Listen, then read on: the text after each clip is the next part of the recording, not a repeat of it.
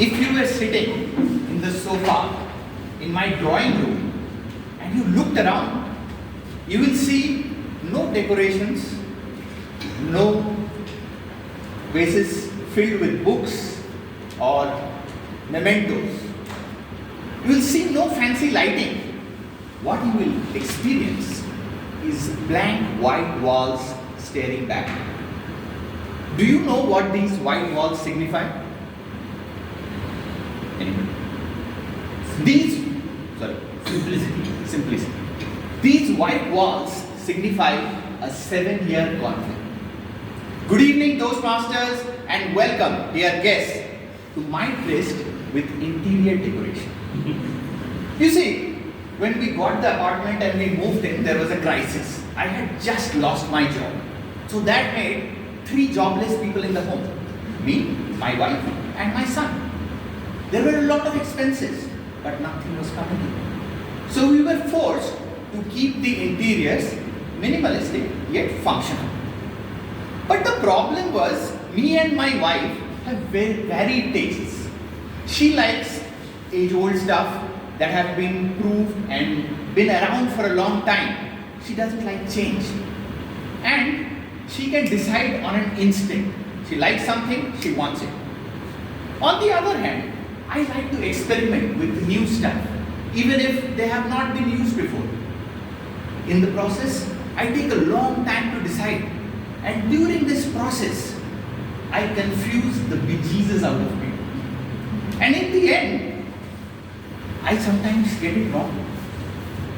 And the cherry on the cake was, we had a carpenter who nodded at every idea we threw at him. But when the end product came, it was nothing like we had ideated. For example, our puja room. My wife told him, this is the idea, there will be 2 doors, there will be shelves and all intricacies. He nodded his head. And then came the finished product. We were not happy, but we could roll with it. So sat there the puja. And one evening, one of my uncles walking, he's like, what is that phone booth doing here? You understand? That is not a phone booth, that is our puja room. Oh, you have a direct connection to headquarters. And once we heard that, we could not unsee it, even till today. Next, let me take you to the kitchen.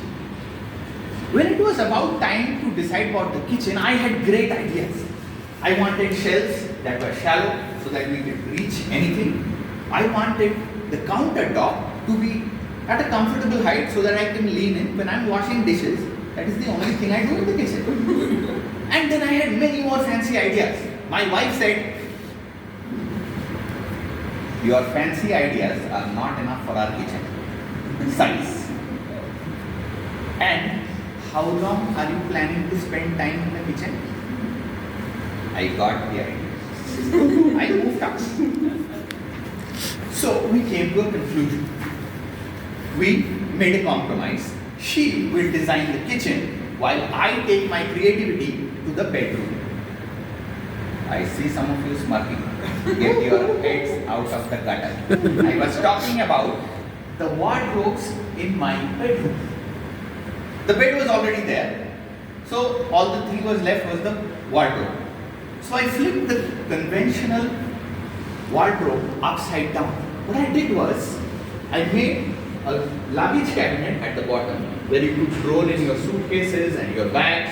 You can keep it there. Then came the clothes cabinet on top till the ceiling. There were drawers up to chest height, and then you had a pull down hanger where you can hang your clothes and put it back up there. Brilliant idea, yeah? See, when we divided the work, everybody was happy. But let me take you back to the drawing. We could not come to a conclusion because every time we started ideating, we got into an argument. She likes something, I did not. I like something, she does not. So we took a pause every time we started. After 7 years, a couple of months ago, we decided it's time to bring in an expert. So we have decided to bring in an interior decorator, give him or her our inputs, and then see how things will go. Dear Toastmasters, when there are two people involved, it's impossible to agree on every single point, and that might create a conflict. But my 3 tips, proven tips, will bring or break the monotony or grind the deadlock even if you're in a wedlock. Part 1 or tip number 1, divide the work. Let somebody else handle something and you handle something else. Don't interfere with each other's part of the project. Number 2, take a pause, even if it is 7 years long. And number 3, bring in the third umpire or a third party to help you solve the crisis. And with these 3 tips, I am very sure that doesn't matter what wall it is, you will surely paint the masterpiece. Back to you, Toastmaster of the Day.